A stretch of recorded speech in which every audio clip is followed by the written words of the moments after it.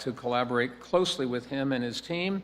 We are committed to doing everything we can to build on the climate progress that he has started. And so I want to thank him for all of his leadership.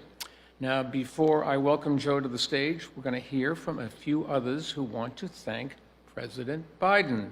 Play the video. Democrats say it's the largest ever single climate investment in history. The most concerted, ambitious pledge on carbon emissions we have ever had in this country, bar none. This new law could slash U.S. carbon dioxide emissions by 40% by 2030. The Inflation Reduction Act includes more than $400 billion of new spending.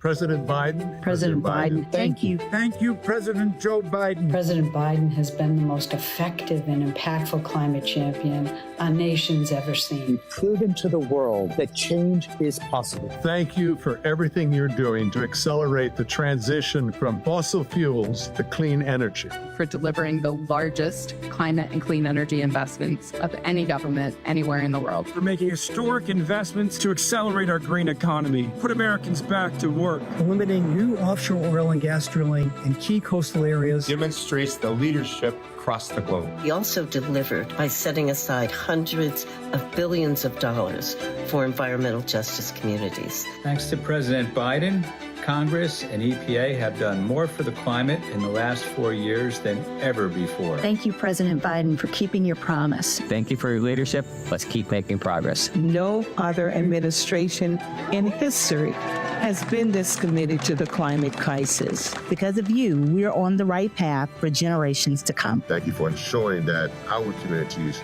can have a say in our future. For our children and grandchildren, how we need it. What a difference you're making. Thank you. And on behalf of the entire climate movement, thank you. Thank you.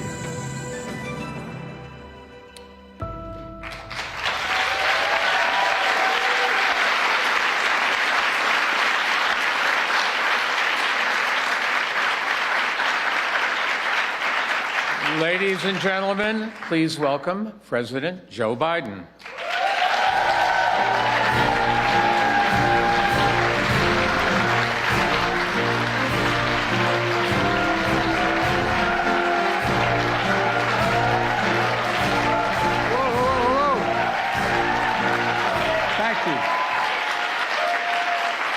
Thank you, thank you, thank you. Thank you.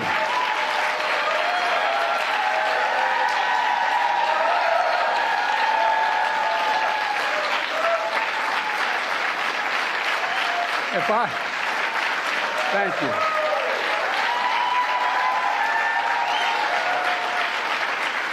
Thank you, thank you, thank you. If I were smart, I'd leave now.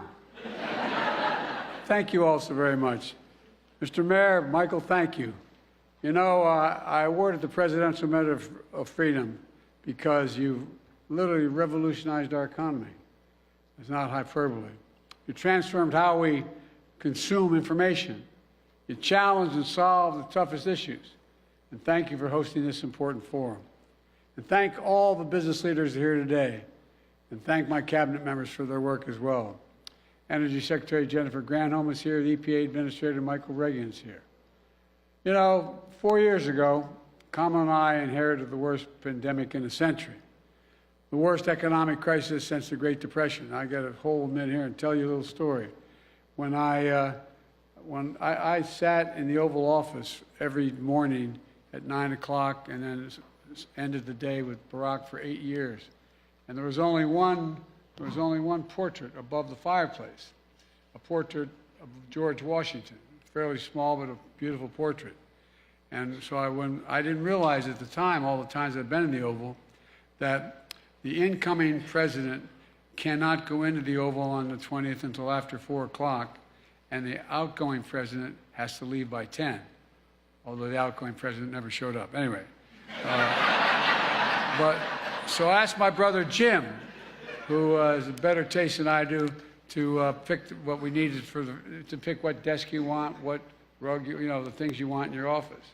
And I said I only wanted a couple things. I wanted to make sure I had the Resolute desk, and I wanted, looking next to the fireplace, I wanted the bust of Martin Luther King, who was one of my heroes as I was coming up as a young civil rights guy, and Bobby Kennedy.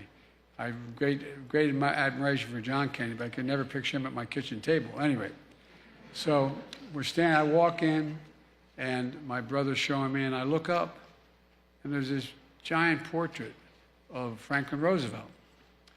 And John Meacham was on the speaker.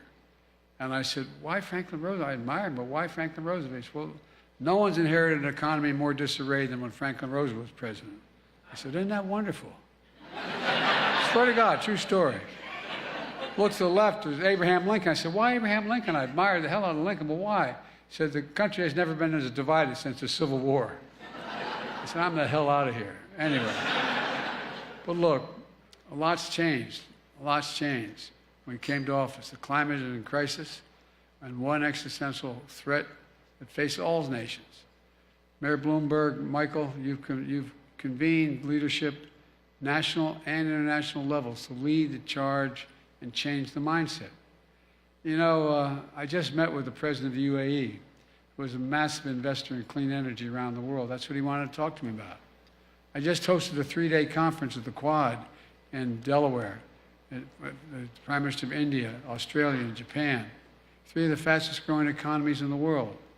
They understand you can't remain dependent on fossil fuels. They need to lead the clean energy future. I had a discussion with the President of Kenya, whom I hosted in the for a state visit. Kenya is also a global leader in clean energy. Together we've launched the U.S.-Kenya Climate and Clean Energy and Industrial Partnership. All this matters. Now I want to pivot to home here. Since I've been president, I've flown over more wildfires, unfortunately, it's the God's truth, in helicopters, from Arizona, Idaho, all the way to Montana. And more acreage, I've looked down and I've seen more acreage burned on the ground, to the ground, than the entire state of Maryland in terms of the area. Just wildfires. I've toured the community, ravaged by tornadoes and floods. More than costs lives and livelihoods. It costs taxpayers billions of dollars in damage. But when Kamala and I came to office, there was no real plan in place to do anything about it. As a government, we were doing nothing, virtually nothing. We were determined not only to deliver immediate economic relief to the American people, but to transform how our economy works in the long term. To write a new economic playbook, to grow the economy from the middle out and the bottom up instead of the top down. That way, workers do well, no one's left behind, and the wealthy still do very well. And foster fair competition. Invest in all of America and all Americans. And I've been pointing out when it comes to the climate, every time I talk about it, whether I was trying to convince labor or business to come along, I'd say, when I think climate, I think jobs. I think jobs, and I mean it. Good union-paying jobs. In fact, I'm proud to have kept my commitment to bring unions and business to the climate table. That's what we're seeing. Rather than climate conservation about sacrifice, conversation about sacrifice, or focus on doing less, Kamala and I have pursued an ambitious climate policy focused on growth. And the public and private sector lead all of it. All of you in this audience, you've led, building our economic capacity. Together we've proven the strong middle class, thriving innovation and manufacturing are the key to winning climate here at home and abroad. Here are the key climate pages from the new economic playbook. We rejoined the Paris Agreement immediately after my predecessor had walked away. We got to work planning private capital pulling private capital off the sidelines, getting the workers in the game, and once again leading the world on climate. Bringing jobs back home, manufacturing and technology. We invented here in the United States decades ago, bringing it back. We're bringing back hope and pride in communities, opening shuttered factories in zip codes too often left behind. I might point out I was criticized very much for having done more to invest in red states than blue states. But I made a commitment that when I ran, I'd be president for all people, whether they voted for me or not. And we're doing that in what I call Investing in America agenda. I wrote and signed the law of the Inflation Reduction Act, the most significant climate law ever passed in the history of the world. We were told it couldn't get done, but we did it. more than $369 billion in climate and clean energy. Not a single Republican voted for it, but the Inflation Reduction Act lowers energy costs for families with rebates and tax credits to install rooftop solar and energy-efficient appliances, weatherizing their windows and doors and high-tech insulation, and more efficient heating and cooling systems, and so much more. And you get a tax credit for doing it. The groundbreaking laws also catalyze clean energy innovation in areas like battery technology, nuclear energy, geothermal, that will create hundreds of thousands of jobs for American workers. In fact, along with other historic investments in infrastructure, and our infrastructure bill was $1.3 trillion in science and technology, private companies in the United States and globally have announced investments of nearly $1 trillion in clean energy manufacturing here in America in the last 3 years.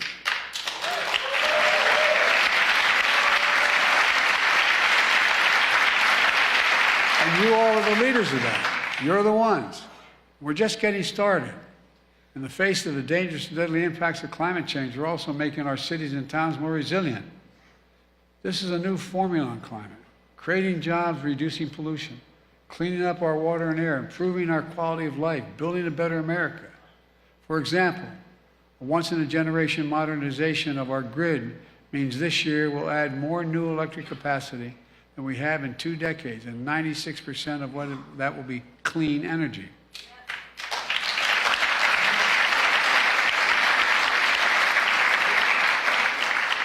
I went to the University of Delaware, and the university professor was the first solar-powered building that inspired residential solar adaptation.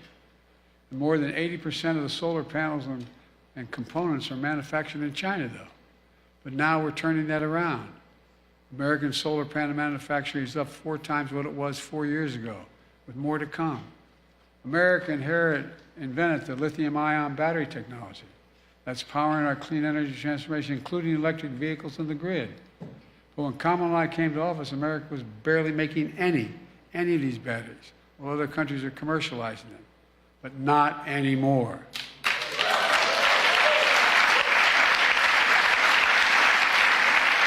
There are more than 14 gigafactories, massive, large-scale factories opening or under construction to make advanced batteries here in America, and more to come. We're also making the battery components here in America, making sure the supply chain starts in America. And all of this is helping power an electric revolution in transportation. We've quadrupled the development of electric vehicles since it took office. We're deploying a fleet of clean school buses that will not pollute the air. Our postal service is going fully electric. We've invested $45 billion in electric trains in America, because if a person can choose between a car and a train to get to the destination at the same time, 70–80% of that, they will take the train. And it's 70–80% less pollution than driving the same distance. And we now have tools to lower emissions from building materials. For the first time ever, we're beginning to produce clean steel, cement, and aluminum. I think most Americans have no idea how much pollution has occurred when you make cement. Well, the American people know how much pollution heavy industries produce, since each one produces as much pollution as a small country. We're now making most significant investment ever in rural America. 80,000 farms across America are implementing climate-smart agriculture, cover crops, nutrient management, storing carbon in the soil, which creates new sources of wealth for farmers, families, and at the same time. We're also carrying out the most ambitious conservation agenda in a long time. We're on track to conserve, a commitment I made, 30% of all our lands and waters by the year 2030. Since taking office, my administration has already conserved over 42 million acres. The Inflation Reduction Act is also the most significant law ever advanced in environmental justice for disadvantaged and so-called fence-line communities, like Cancer Alley in Louisiana or Route 9 corridor in Delaware. We're making sure these communities receive 40% of the benefits of the key investments in pollution reduction, clean energy, and infrastructure. All this matters.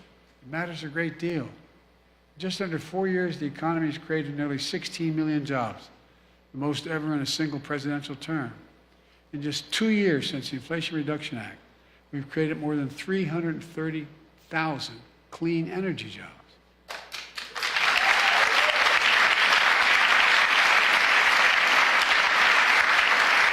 Or I should say, you created that.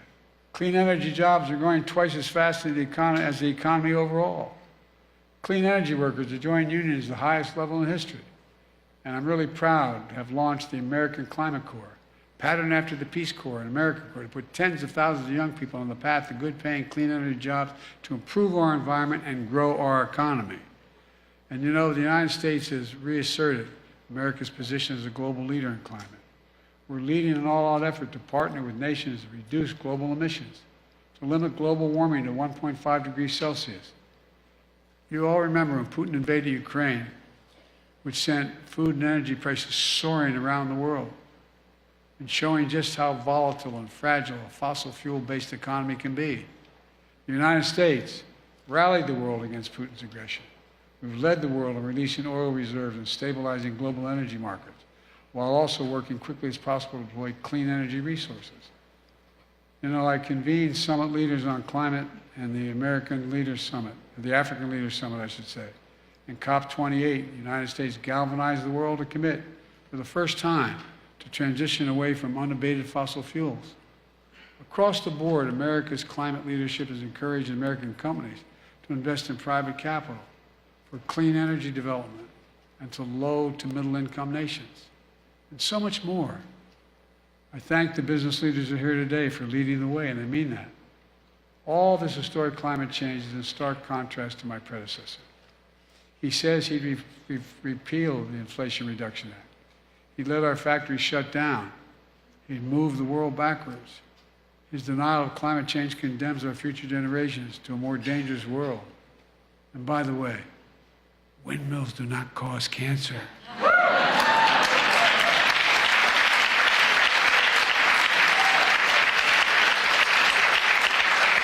I think we've laid out a better choice, and today we're better positioned than any other nation in the world to promote a clean energy future. In fact, it's a perfect time to go big. The market for clean energy is booming. Inflation is way down in America. The Federal Reserve just announced lowering interest rates, and I predict they'll go further down. We should give business even more confidence to invest trillions of dollars that are on the sidelines in the clean energy industries of the future. I'm doing my part. Now I'm calling on other companies with the capital in the room to invest more and do more. Now's the time. Let me close with this.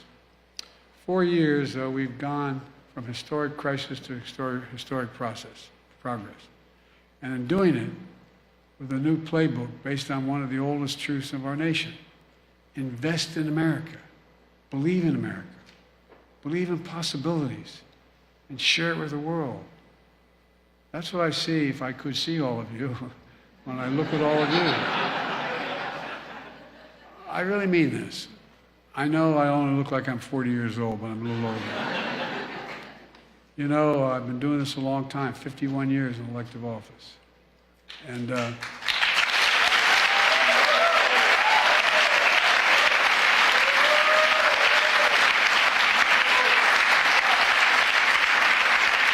hard to say.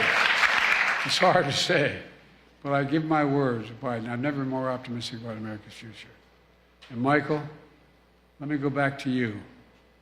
Your initiatives, your commitment, your vision, your dedication have literally changed the world and gone a long way to encourage Americans to be convinced once again that we can do anything.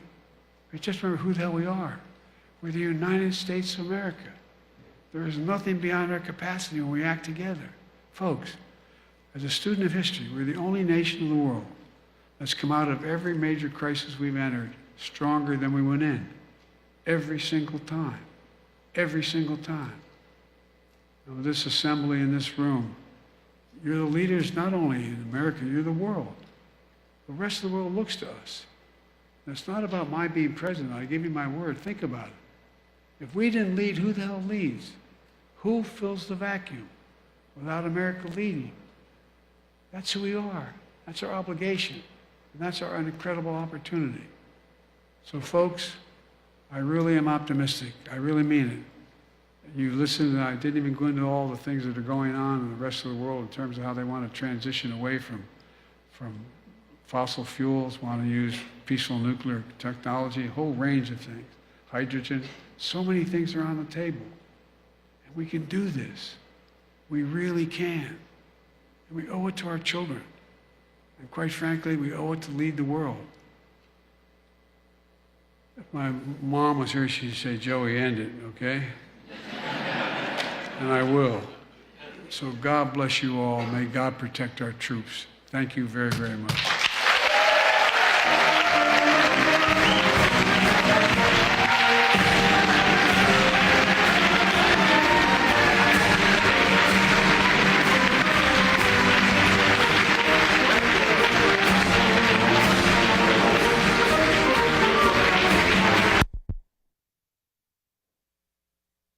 I walk out of my grandfather's Finnegan's house up in Scranton, Pennsylvania. He yelled, Joey, keep the faith. My grandmother would, no, Joey, spread it. Let's spread the faith. Thank you.